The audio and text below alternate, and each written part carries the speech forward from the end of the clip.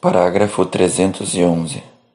Os anjos e os homens, criaturas inteligentes e livres, devem caminhar para seu destino último, por opção livre e amor preferencial.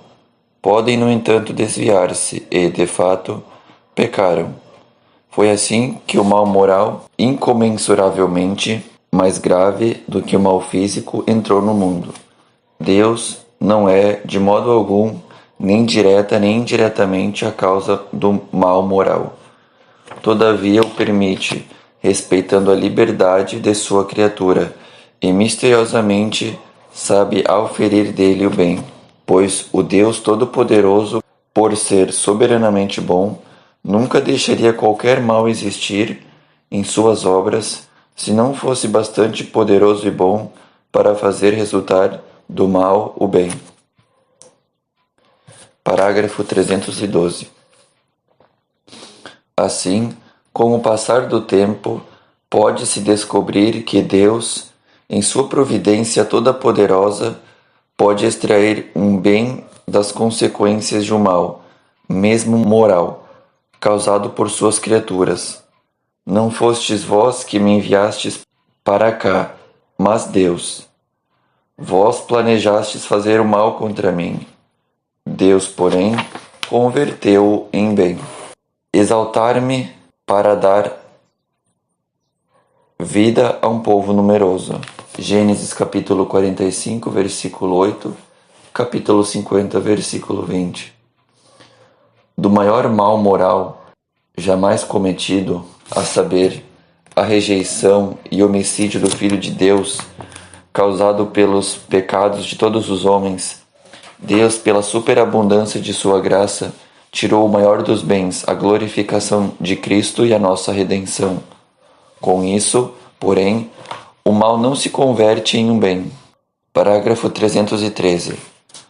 Sabemos que tudo contribui para o bem daqueles que amam a Deus. Carta de São Paulo aos Romanos, capítulo 8, versículo 28.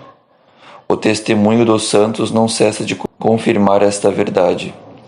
Santa Catarina de Sena diz: aqueles que se escandalizam e se revoltam com o que lhes acontece, tudo procede do amor, tudo está ordenado à salvação do homem.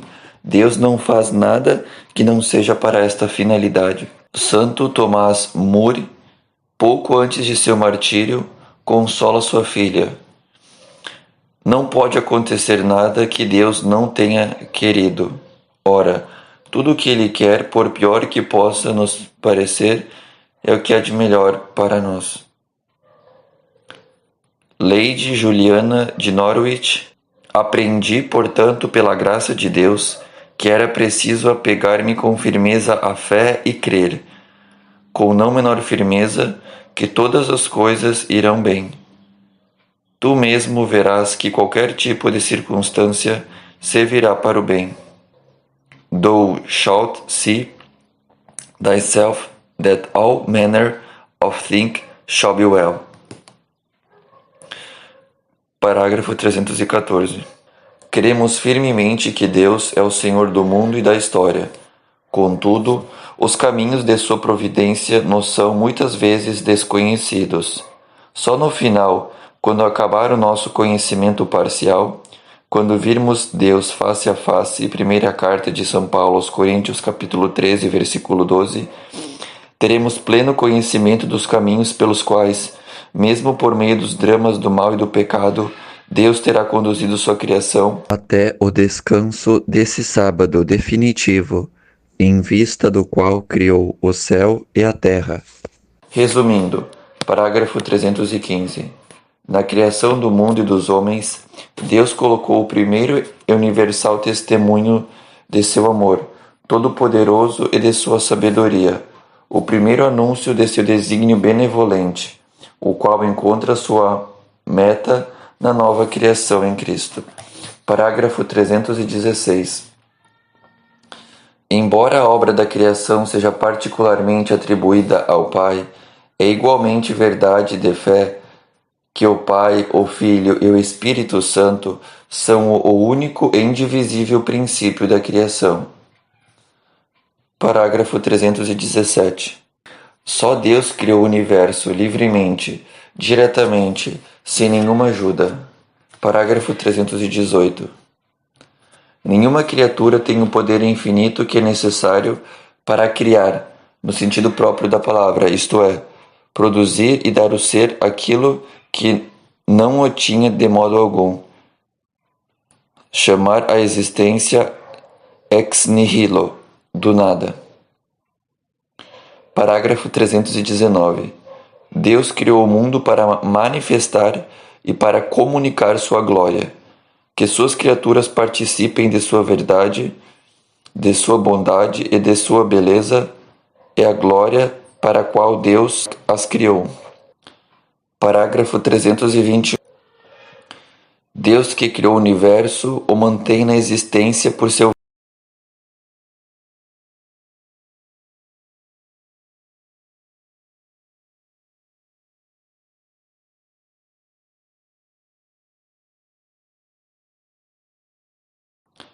Parágrafo 321. A divina providência são as disposições pelas quais Deus conduz com sabedoria e amor todas as criaturas até o fim último.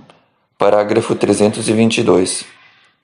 Cristo nos convida à entrega filial à providência de nosso Pai Celeste. O apóstolo São Pedro lembra: lançai sobre ele toda a vossa preocupação, porque é ele que cuida de vós. Primeira carta de São Pedro, capítulo 5, versículo 7. Parágrafo 323.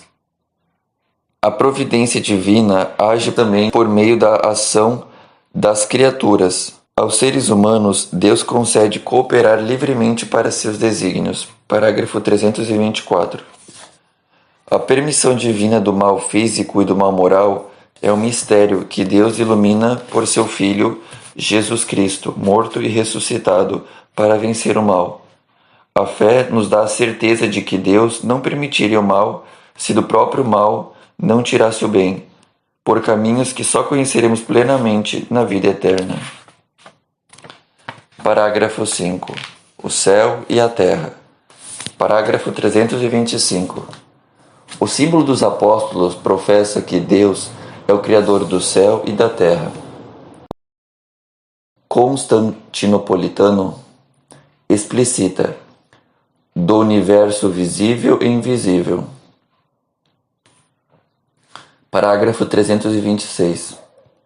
Na Sagrada Escritura, a expressão céu e terra significa tudo aquilo que existe, a criação inteira. Indica também o nexo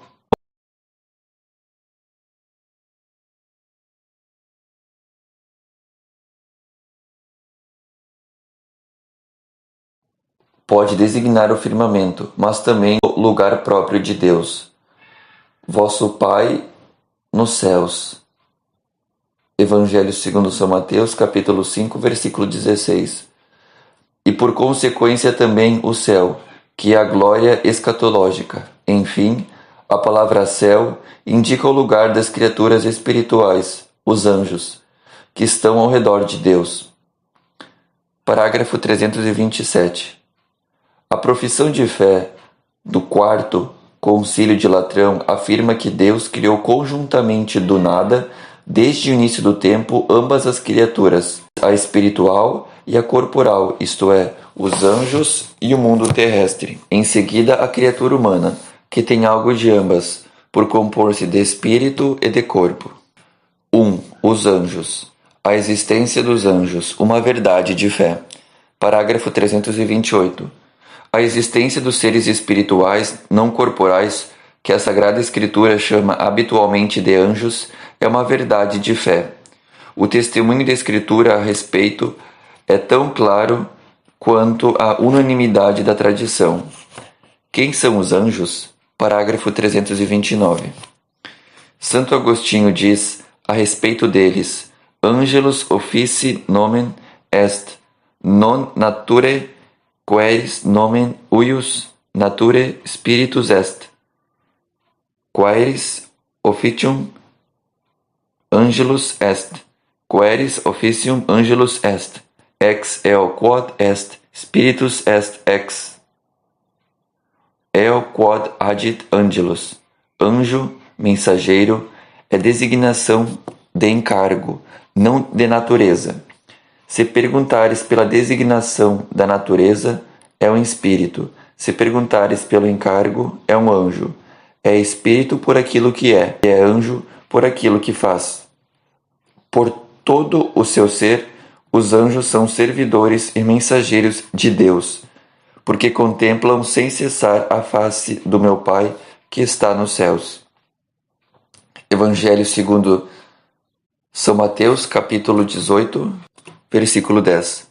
São heróis fortes, que executam suas ordens, obedecendo sua palavra. Salmo 103, versículo 20. Parágrafo 330. Como criaturas puramente espirituais, são dotados de inteligência e de vontade.